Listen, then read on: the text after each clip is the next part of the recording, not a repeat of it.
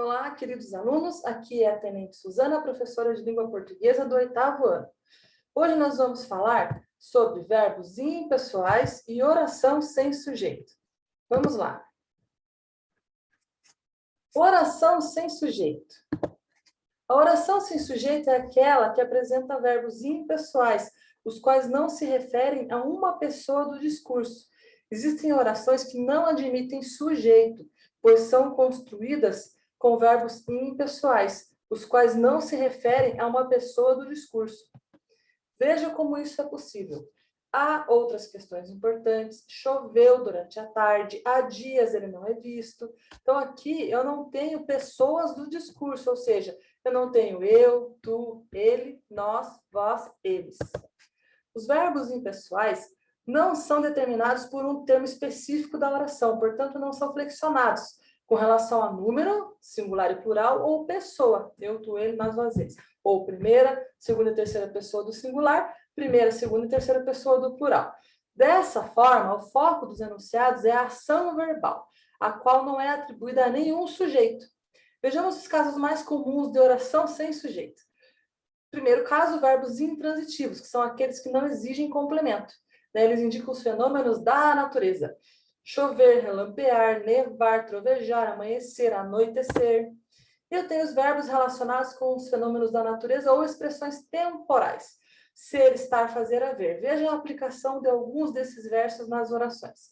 É muito trabalho para pouco dinheiro, faz 2 dias que não há chuva, está chovendo, há meses estamos sem internet.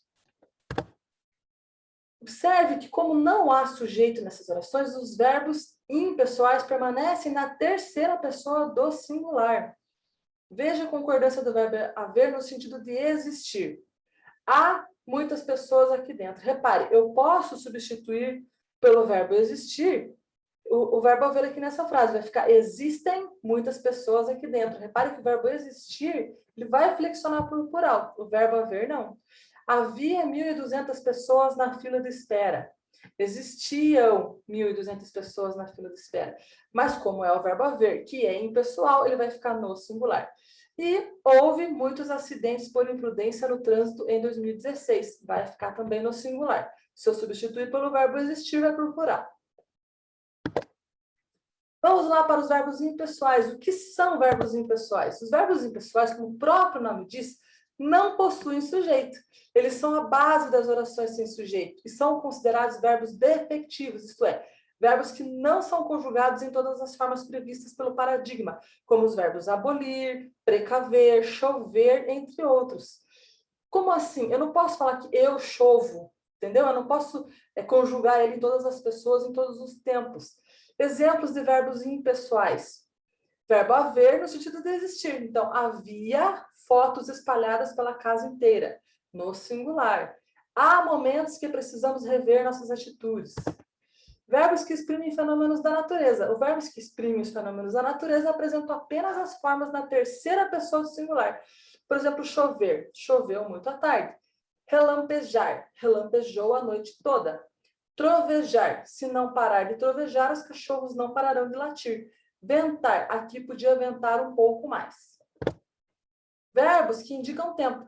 Ser, indicando data, hora e distância. Então, são 5 quilômetros até o município de Franco da Rocha.